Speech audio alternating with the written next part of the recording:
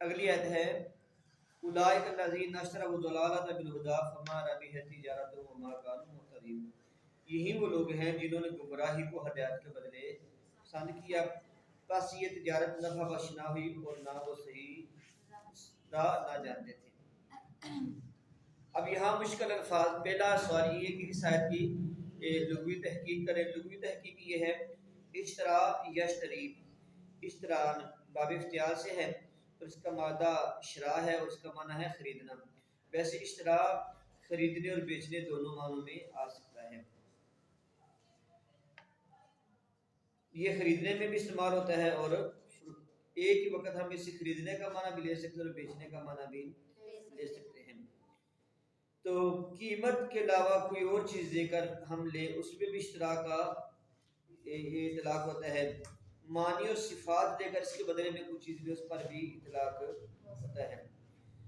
اب یہاں پر ایک اعتراض یہ ہے کہ خریدنے کا معنی ہوتا ہے قیمت ادا کر کر کوئی چیز لینا۔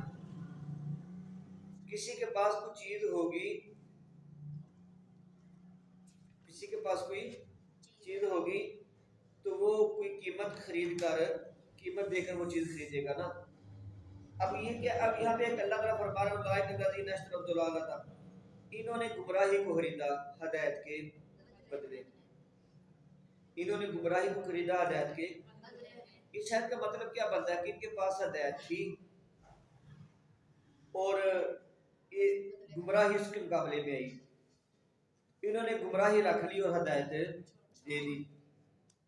اب جو گمراہی ہے، گمراہی قیمت تو نہیں ہے نا، خریدنا تو تب پایا جاتا ہے کہ جب قیمت لگائے۔ تو یہاں پہ کیا ہے، جو چیز بیچی جا رہی ہے وہ ایمان ہے، اور جو ایمان کے بدلے قیمت لی جا رہی ہے وہ کیا ہے، گمراہی۔ تو یہ دونوں باتیں بظاہر درست نہیں ہیں۔ کیوں؟ اگر ان کے پاس ایمان ہوتا، وہ تو ایمان والے تھے، وہ تو منافق تھے، ان کے پاس ایمان ہوتا تو بیچ دینا۔ اور پھر جب وہ چیز خریدتے ہیں تو خریدتے تب ہیں کہ جب اگلے پیسے لے اس کی قیمتیں خرید ادا کرے۔ بیٹا یہ دونوں باتیں سمجھ آ گئی آپ کو؟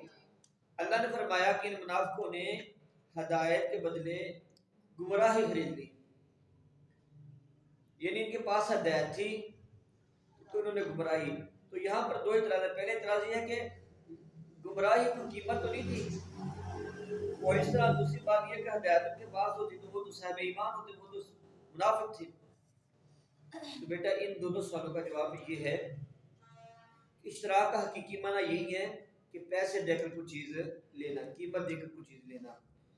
لیکن اس کا ایک مجازی معنی یہ بھی ہے کہ معنی اور صفات دے کر اس کے بدلے کوئی چیز حاصل کرنا، معنی اور صفات دے کر کوئی چیز بدلے میں حاصل کرنا، یعنی گمراہی کا معنی اور صفت دے کر بدلے میں ہدایت کا معنی دیا۔ تو یہ بیٹا اشتراک کا حقیقی معنی تو براد نہیں لیا گیا بلکہ مجازی معنی لیا گیا۔ اور جو بیٹا دوسرا اعتراض ہے کہ ان کے پاس ہدایت ہوتی تو وہ منافق کیوں ہوتے، تو اس کا بیٹا جواب یہ ہے کہ وہ جو ان کے پاس ایک مرتبہ انہوں نے زبان سے کلمہ تو پڑھا تھا نا، انہوں نے کلمہ پڑھا تھا نا، جب کلمہ پڑھا تو ان کے پاس ایمان تو آ گیا نا۔ تو وہ جو ان کے پاس ایمان چاہے تھوڑی دیر کے لیے ہی کیوں نہیں آیا، جب انہوں نے کلمہ پڑھا ان کے پاس ایمان اور اسلام آ تو گیا نا، وہ جو تھوڑی دیر کے لیے بظاہر انہوں نے زبان سے کلمہ پڑھا تھا نا، ان کی اس کیفیت کو کہا گیا کہ وہ جو ان کو ایمان کی دولت ملی، حضور کے پاس گئے، حضور کا کلمہ پڑھا تو انہوں نے اس چیز کو دے دیا اور بدلے میں گمراہی لے لی۔ گمراہی کیا ہے؟ نبی پاک صلی اللہ علیہ وسلم کی مخالفت۔ پھر اللہ فرماتا ہے فما ربحت تجارتہم، رابحت یہ رابحہ صیغہ واحد مؤنث ہے، پھر ماضی سے اس کا معنی ہے نفع کمانا، تو انہیں نہ نفع دیا ان کی تجارت نے۔ تجارت کیا تھی کہ یہ جو ہے نا بیٹا انہوں نے ایمان دے دیا، گمراہی لے لی، تو یہ جو انہوں نے تجارت کی اس تجارت میں ان کو نفع نہ دیا۔ نفع کیسے نہیں دیا؟ انہوں نے منافقت کیوں اختیار کی تھی؟ میں نے آپ کو 3 وجوہات بتائی تھی۔ اپنی جان بچانے کے لیے، مالی منافع حاصل کرنے کے لیے اور مسلمانوں کے راز کافروں تک پہنچانے کے لیے۔ منافقوں نے منافقت اختیار کی 3 وجوہات کی۔ مالی فائدے کے لیے کہ جب مسلمان مال غنیمت لے کے آئیں گے ہمیں بھی اس میں سے پیسے ملیں گے، اپنی جان بچانے کے لیے کہیں ہمیں کافر سمجھ کر مسلمان قتل نہ کر دیں، اور مسلمانوں کے راز کافروں تک پہنچانے کے لیے۔ یہ 3 ہی وجہ تھی نا ان کی منافقت کی۔ تو انہوں نے 3 کاموں کے لیے منافقت اختیار کی اور ایمان دے کر گمراہی لی۔ اب جب نبی صلی اللہ تعالی علیہ وسلم نے ایک ایک منافق کا نام لے کر اس کو مسجد سے نکل جانے کو حکم دے دیا، اور غالباً یہ 84 منافق تھے جن کو سرکار نے مسجد سے نکالا تھا کہ تم بھی منافق ہو، تم بھی منافق ہو، مسجد سے نکل دو۔